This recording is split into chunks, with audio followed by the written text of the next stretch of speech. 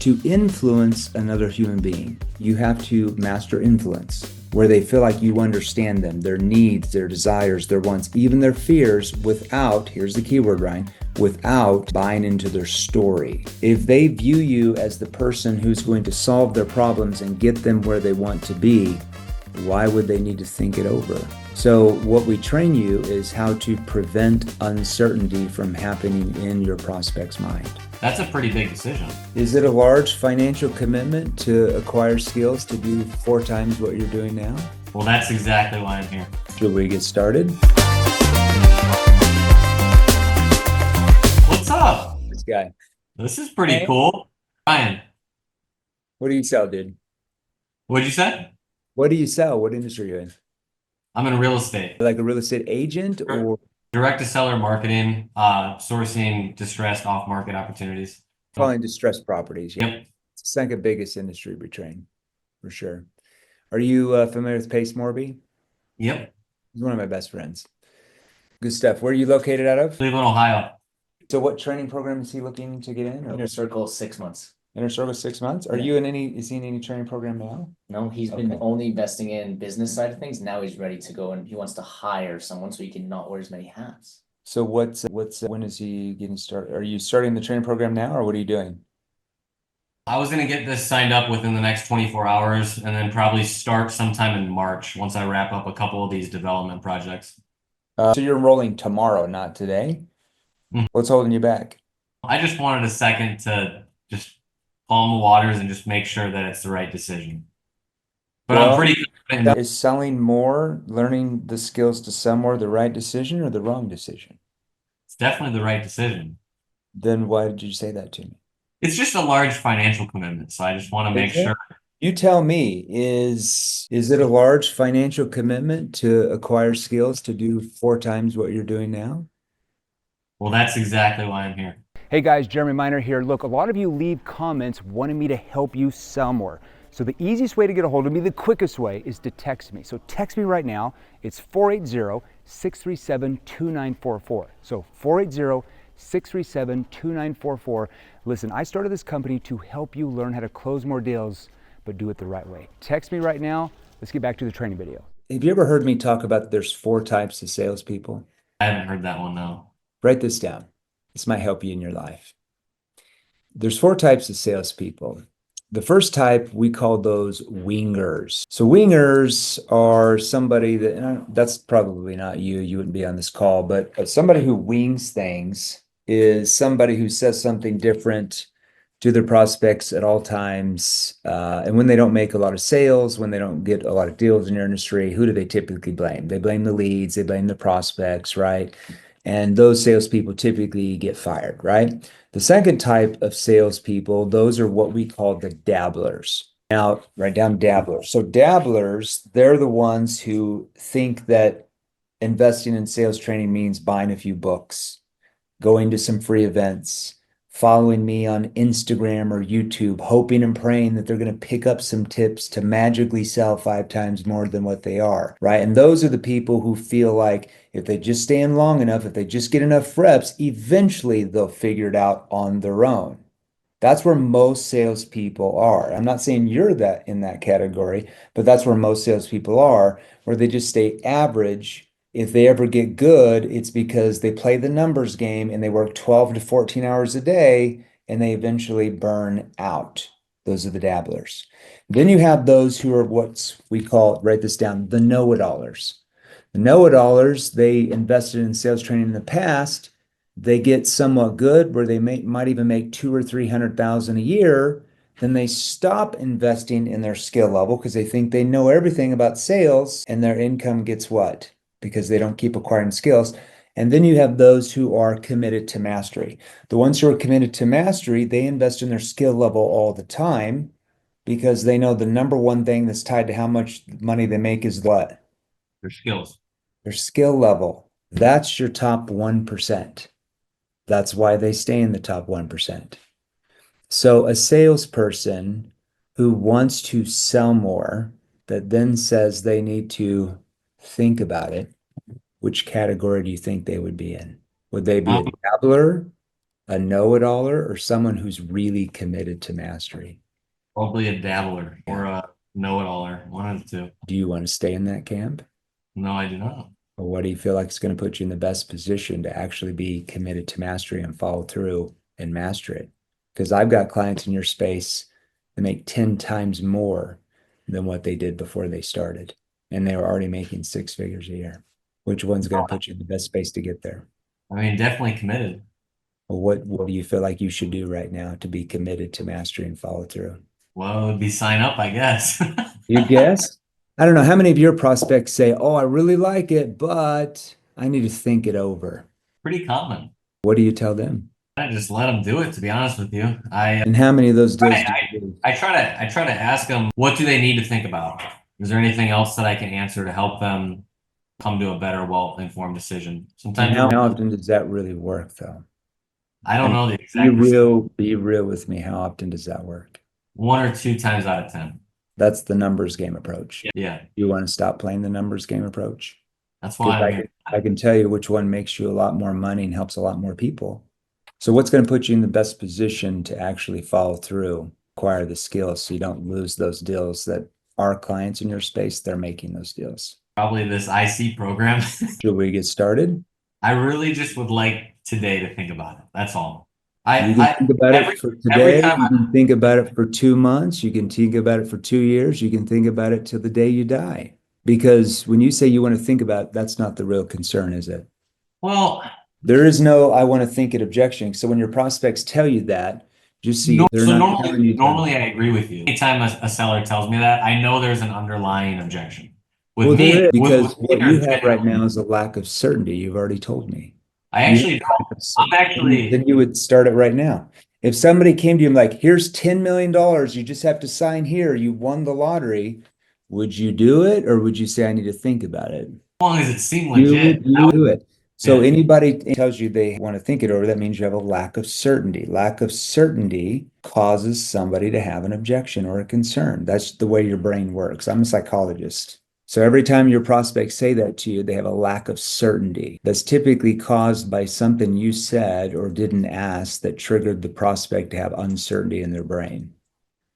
That's why you have that. So I agree with you. For me, though, I make these big commitments because I was telling Noah, I've invested a lot into the business recently. And if I say I'm going to move forward, it's just I like hours just to let the waters calm down. that's total bullshit. I love you, but do you want me to buy into your story? Do you want me to keep buying into your story? I can't buy into your story if you want me to. I love it. I I'm swear. serious. I can buy into your story if you want me to. What do you think the underlying objection is? You have a lack of certainty. That's why you say you need to think it over, because someone who has 100% certainty in anything would never want to think it over. They would immediately want to change their situation right then and there. So you have a lack of certainty.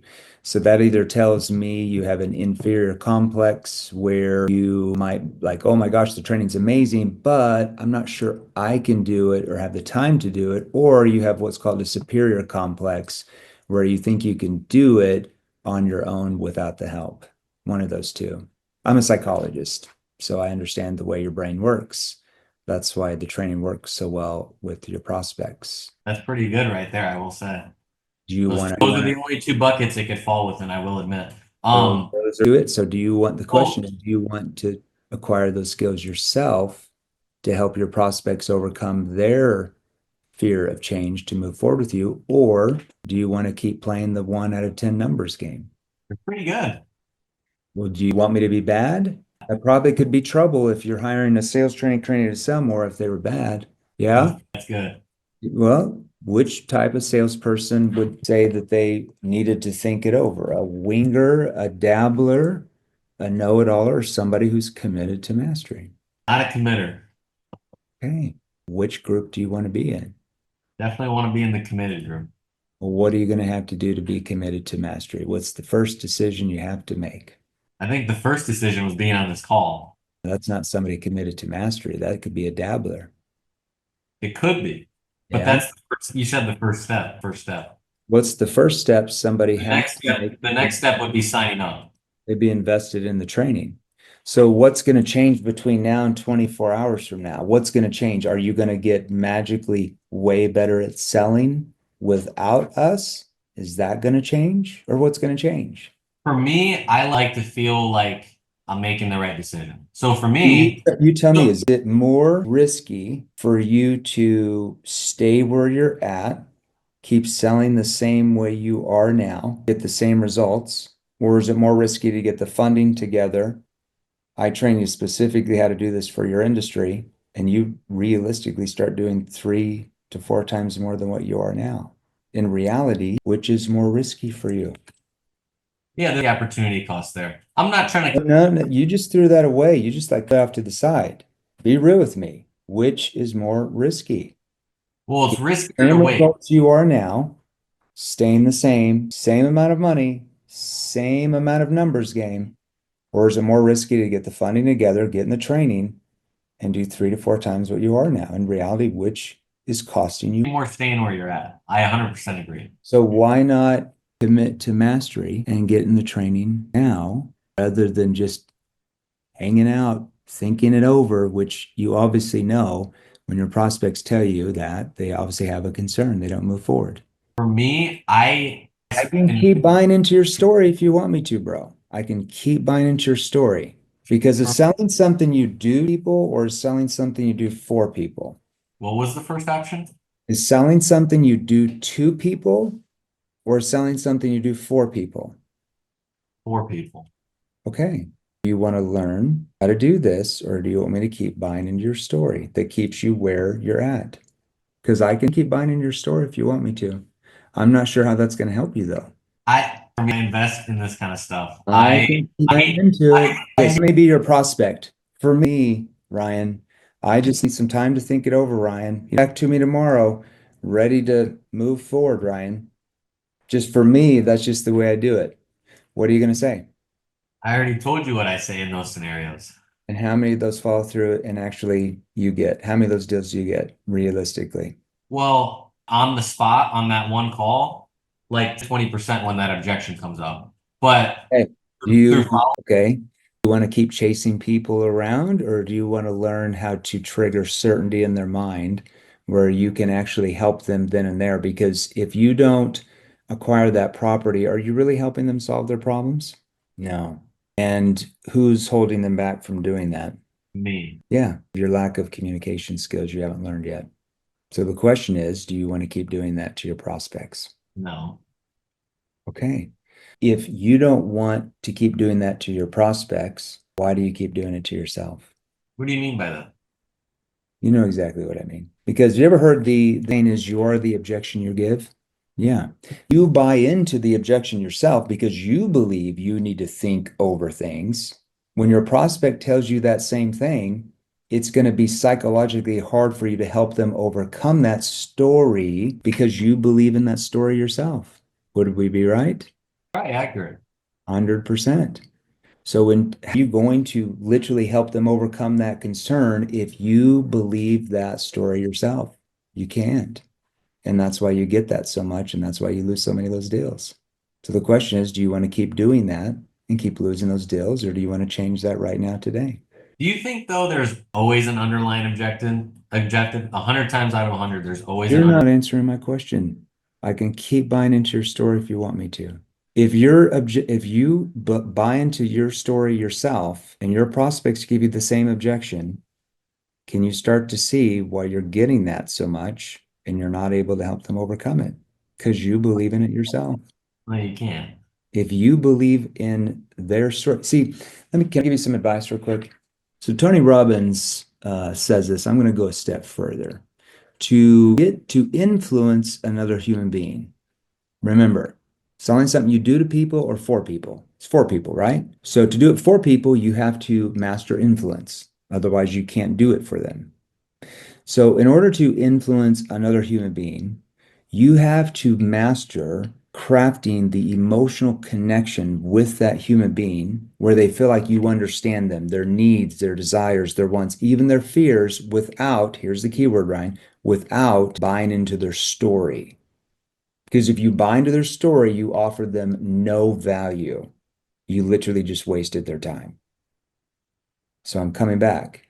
Because you believe in the story yourself that you have to think it over for 24 hours, When your prospects tell you the same objection as you're noticing, it's really hard for you to help them overcome it 1 out of 10 times, right? Yeah. I have clients in your space that help people overcome that 8 out of 10 times. And where do you think they are financially compared to you? Probably better. Probably 8 to 1. In those odds, yeah. But Probably a lot better, right? yeah. Keep buying your story if you want me to. No, I'll helping you. this is actually a serious question though, Jeremy. Do you think though, seriously, as a psychologist, right? You said? That's my background, yeah. Yeah. Being in sales as long as you have, this isn't an objection. I'm actually just curious. Do you think 100 times out of 100, every single seller that says that, do you think there always is an underlying objection? Or you think maybe one or two of those, they really do need to think about it because it is such a big Are decision? you asking me that for a reason? No, I'm actually just curious, genuinely. You're asking me that because you're trying to still get me to buy into your story that you're 1 out of 2 of those people out of 100. I'm just curious. That's exactly why you asked me that question, yes? Partially, but It is. I'm a psychologist. I can read your body language and your tonality. it is actually a genuine question though. Well, you're I asking signed it up, I would because ask on the first call. okay, you're asking it because you want me to buy in your story. To answer your question, the answer is no. Anytime somebody says they want to think it over, unless it's like a $20 million solution, which this is not, it's very low, it's because they have uncertainty in their mind. When you have certainty, you don't Think have any about time like to my think. industry where, they're their biggest asset in their life. That's a pretty big decision. Is it a big decision when you're calling distressed properties? Because what are you preventing from happening on their end? Some sort of problem. Yeah. What was your last prospect? What problem did you solve? Inherited the property from their parents, distressed condition, they got back taxes. Yeah, exactly. You're solving those problems. So if they view you as the person who's going to solve their problems and get them where they want to be, why would they need to think it over? They wouldn't. They have hesitancy because they don't view you that way 100%. That triggers uncertainty. That's just the way the brain is conditioned. There's nothing to think about if you have 100% certainty about something. There is if you have uncertainty. The uncertainty is triggered by who? Exactly. So what we train you is how to prevent uncertainty from happening in your prospect's mind. Do you want to acquire that skill? Yes What or about in yes, I do. yeah? Okay. Be good for you financially for sure.